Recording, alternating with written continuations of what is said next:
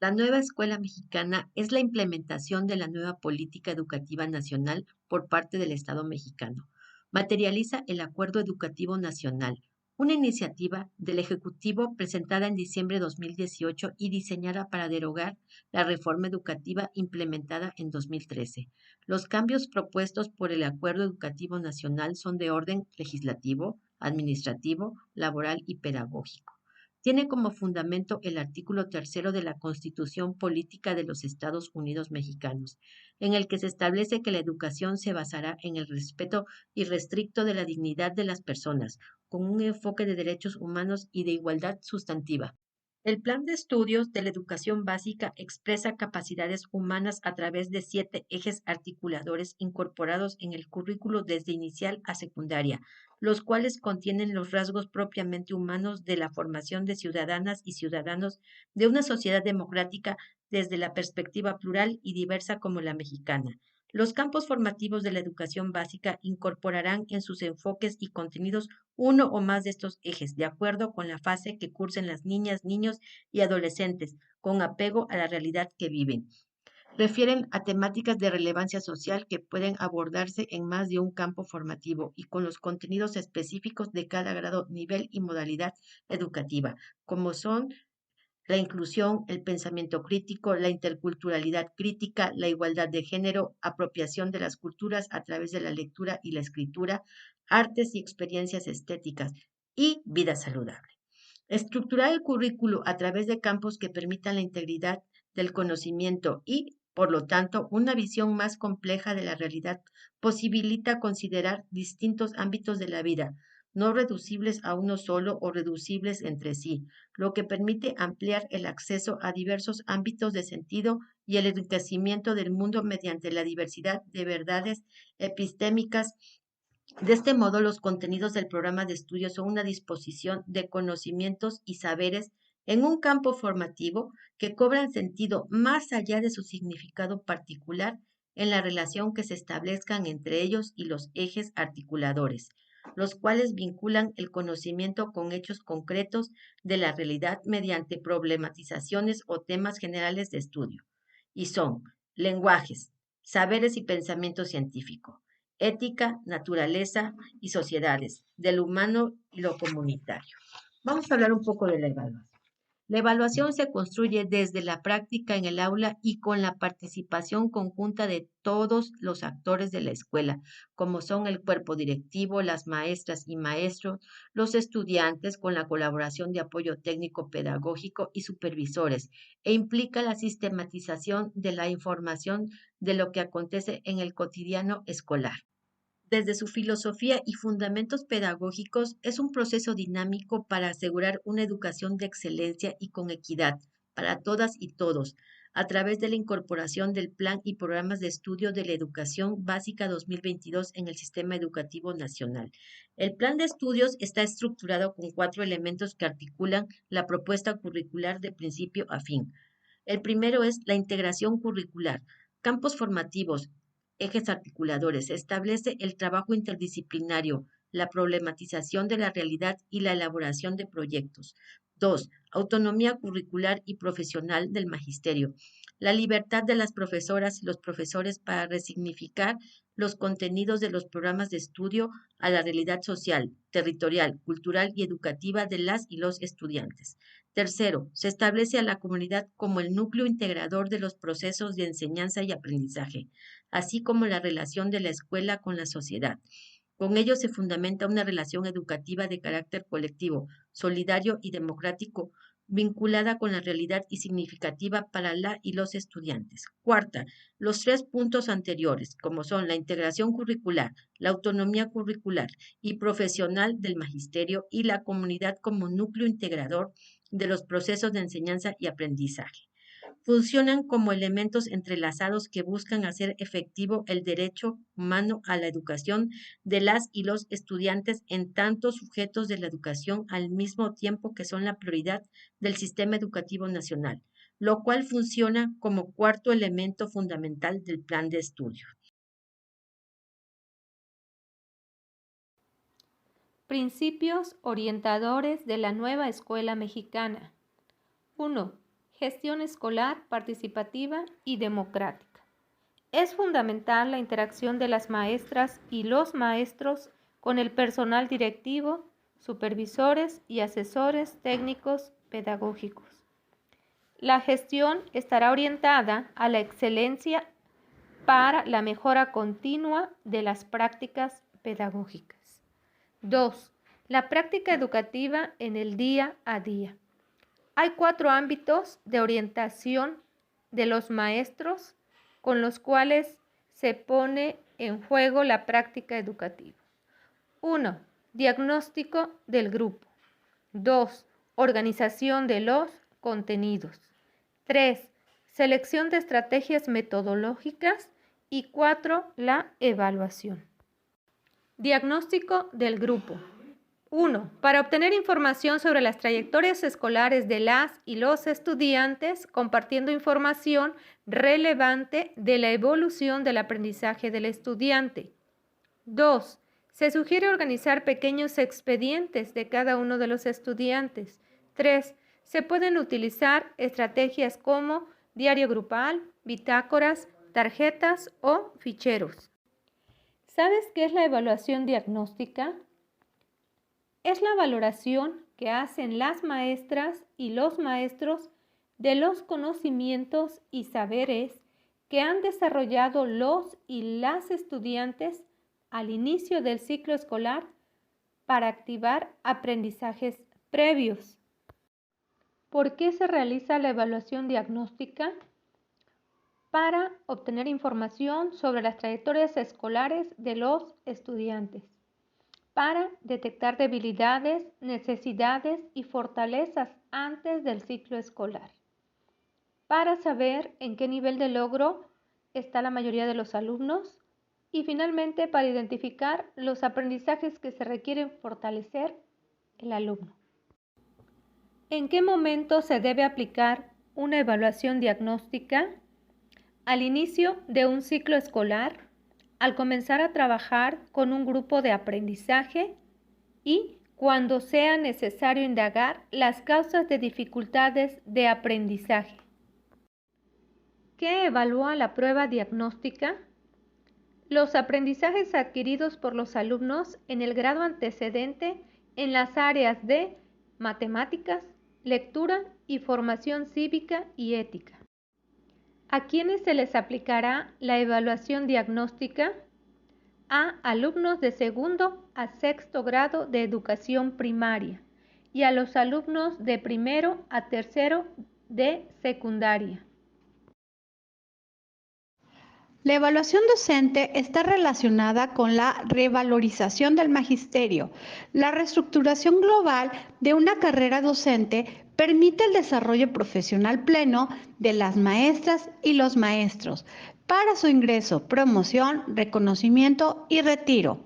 Esta convocatoria y selección de los mejores candidatos y el mejoramiento de su formación inicial parte de la reestructura de la organización de la planta docente y directiva y de contar con una infraestructura necesaria para las escuelas normales del país. Esta formación inicial se hace extensiva a los profesores de educación básica y media superior. En esta revalorización de las maestras y los maestros se mejoran los programas y procesos de desarrollo profesional en servicio, que tiene que ver con los procesos de evaluación, actualización y capacitación para transformar la práctica educativa en una mejora continua.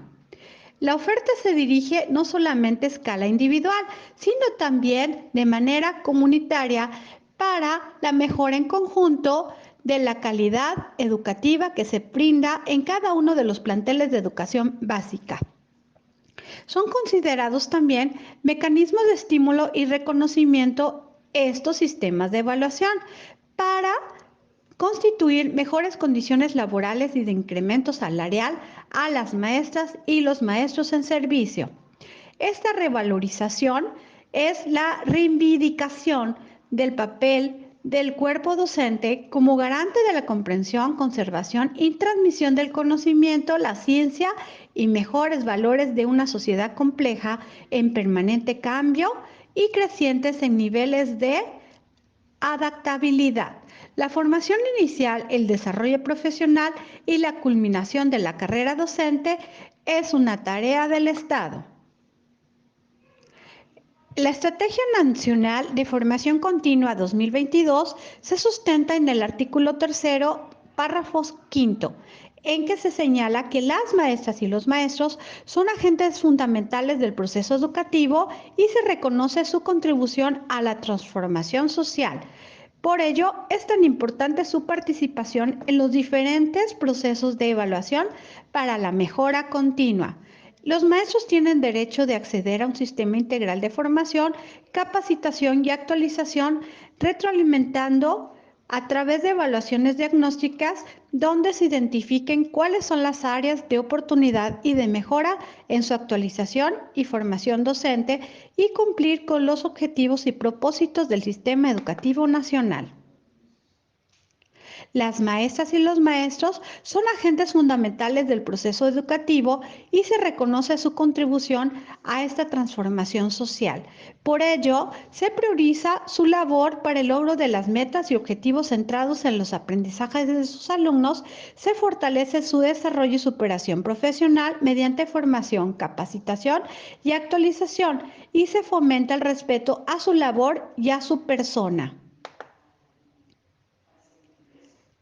En el Programa Sectorial de Educación 2020-24 se identifica como de suma importancia diseñar un diagnóstico integral que detecte las necesidades específicas de formación, capacitación y actualización profesional del personal docente, técnico docente, asesor técnico pedagógico, directivo y de supervisión y las instancias correspondientes de garantizar la oferta de formación, capacitación y actualización que ellos requieren.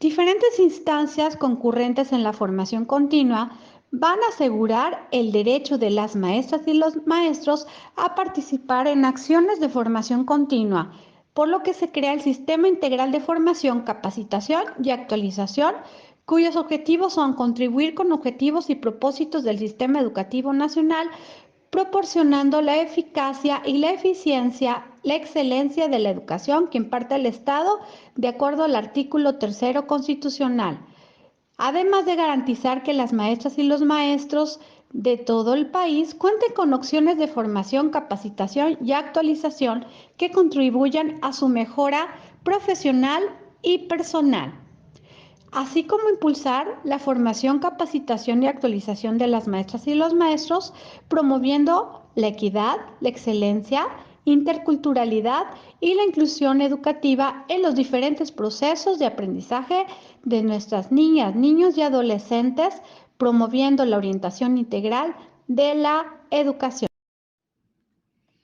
Enfoque metodológico de la evaluación cualitativa, cuantitativa y cuantitativa. La evaluación formativa es un acto importante en el trabajo educativo que permite que la y el estudiante reflexionen sobre sus proyectos de aprendizaje, de modo que la mejora se realice durante los procesos educativos y no cuando concluyen. La metodología de la evaluación cualitativa, esto es, la evaluación formativa, se centra en el seguimiento de profesoras y profesores en el proceso de aprendizaje. El acuerdo al que llegue el profesorado y las y los estudiantes respecto a su participación en el proceso de reflexión y autorreflexión de las situaciones de enseñanza y aprendizaje. Un aspecto central de la evaluación formativa es trabajar con el error de las y los estudiantes en una estrategia didáctica para interpretar el sentido del error y acordar una estrategia de acción. Las situaciones de enseñanza y aprendizaje comprenden los conocimientos y saberes que tienen su origen en la escuela, la familia o la comunidad, las cuales guardan relación con los contenidos de una o más disciplinas en un campo de formación. De acuerdo con cada situación, las maestras y los maestros podrán construir representaciones realistas de los aprendizajes a través de la observación que acompañe el proceso formativo. Puede ser útil para las profesoras y profesores llevar un registro que acompañe la observación durante la evaluación formativa. Conforme avance el desarrollo de las y los estudiantes, también contribuye a realizar valoraciones escritas sobre sus aprendizajes, las dificultades que han enfrentado y sus compromisos para continuar aprendiendo. La evaluación formativa demanda del compromiso y la responsabilidad de las y los estudiantes para hacer una reflexión tanto individual como colectiva sobre el proceso de desarrollo que están teniendo, sus avances y los retos que tienen que enfrentar. La evaluación formativa es un acto importante en el trabajo educativo que permite que la y el estudiante reflexione sobre su proyecto de aprendizaje. También es el momento para que el grupo reconozca durante el proceso con qué aprendizajes tiene dificultades. La evaluación cuantitativa. La calificación se construye con la interpretación que las y los docentes y en su caso las y los estudiantes puedan hacer de una serie de evidencias como exámenes, entrega de trabajos, tareas que se solicitan, cuestiones que incluso se pueden agrupar en un portafolio de evidencias para determinar la asignación de un número calificación que requiere el sistema educativo. La función de esta calificación es un acto que permite determinar la promoción del estudiante, pero no el proceso de aprendizaje obtenido. La evaluación cuantitativa, esto es acreditación, certificación. Su función es mantener informadas a las familias en 3 periodos durante el ciclo escolar mediante la boleta de evaluación. La boleta de evaluación informa el resultado de la evaluación por campo formativo. Las y los docentes serán quienes consideren la evaluación formativa y el registro correspondiente. En los campos formativos que sean atendidos por más de un o una docente para un mismo grupo, se deberá colegiar, que es el trabajo de comunicación continuo que deben llevar a cabo las y los docentes si se pusieron de acuerdo en la planeación, en el desarrollo, en la fabricación de los espacios de aprendizaje, en la ejecución de lo planeado, etc. La evaluación que se expresará en la boleta de evaluación. Pruebas estandarizadas. Es un instrumento estratégico para los docentes. La principal característica de las pruebas estandarizadas es que pueden administrarse a una gran cantidad de personas, cuyas respuestas se califican de manera automática con dispositivos electrónicos. Las características de una evaluación estandarizada no están limitadas a medir solamente el logro académico, pueden evaluar muchos otros elementos más y pueden aplicarse para evaluar grandes grupos de personas. Otros aspectos muy característicos de estas evaluaciones estandarizadas es que cumplen criterios internacionales, lo que garantiza la validez y la confiabilidad de sus resultados. Las 4 etapas del proceso de evaluación es el diseño invertido, el cual implica que debes pensar más profundamente en el proceso de evaluación y considerar 4 etapas de este proceso: planear la evaluación, ejecutar la evaluación y analizar la información obtenida y elaborar un informe completo de estas 4 etapas. Respecto a la planeación, la primera etapa, la pregunta que tendrías que hacerte para orientar tu trabajo son: ¿qué quiero evaluar? ¿Quién va a evaluar? ¿Y para qué quiero evaluar? A partir de las respuestas de estas preguntas podrás restablecer elementos que generen un proceso verdaderamente benéfico tanto para los docentes como para los estudiantes. En la etapa de ejecución, la segunda etapa, puedes plantearte estas otras preguntas para orientar esta parte del proceso. ¿Cómo voy a evaluar? ¿Cuándo voy a evaluar? ¿Con qué voy a evaluar? Después de haber obtenido los datos, tienes que analizarlos. La tercera etapa, para llegar a lo que en evaluación se denomina juicio, este juicio evaluativo no cierra el proceso de evaluación, te dice qué es lo que pasó o te ayudará a inferir qué cosa es lo que pasó. Sin embargo, no tiene sentido un proceso de evaluación si el último momento que implica el informe no genera acciones posteriores. Propósito de una evaluación estandarizada. Puede clasificarse en dos tipos, una evaluación diseñada para el docente y otra evaluación diseñada por grupos especialistas que se basan en literatura científica, en estadísticas y en cierta estructura tecnológica. PISA. Esta prueba, denominada por sus siglas en inglés como Programa para Evaluación Internacional de los Estudiantes de la OCDE, trata de estandarizar y medir qué es lo que saben los estudiantes en comprensión de lectura, matemáticas y ciencia, así como las habilidades con que cuentan para utilizar dicha información. La prueba se realiza cada 3 años en distintos países del mundo, con jóvenes de 15 años. Prueba PISA en México. Los datos agregados contra el promedio de los países de la OCDE muestran deficiencias significativas en el desempeño de los estudiantes de México. En lectura, el promedio de la OCDE se encuentra en 487 puntos, mientras que el de México se encuentra en 420, lo que lo ubica en cerca del tercio inferior de desempeño. En matemáticas, la diferencia es aún mayor. La OCDE muestra 489 puntos, mientras que en México el resultado es de 409. En ciencias, el promedio es de 489 y en México es de 419. Las pruebas estandarizadas tienen como propósito determinar si el estudiante se gradúa o no, si los métodos van bien y si las escuelas ocupan mejorar.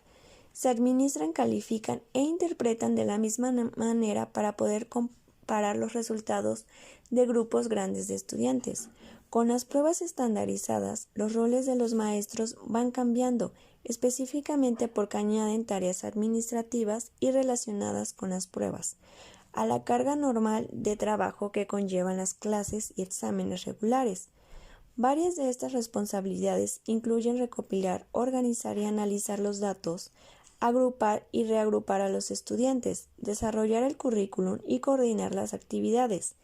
Estas tareas, más la preparación de las pruebas institucionales, toman entre 60 y 110 horas al año del tiempo del docente. Para preparar a los alumnos, los docentes suelen utilizar currículos prediseñados que ellos no desarrollaron y no pueden modificar para ajustarse a las necesidades de sus estudiantes en sus clases. Uno de los problemas más grandes de las pruebas estandarizadas es que eliminan materias como música, arte, estudios sociales e idiomas extranjeros en grado de primaria.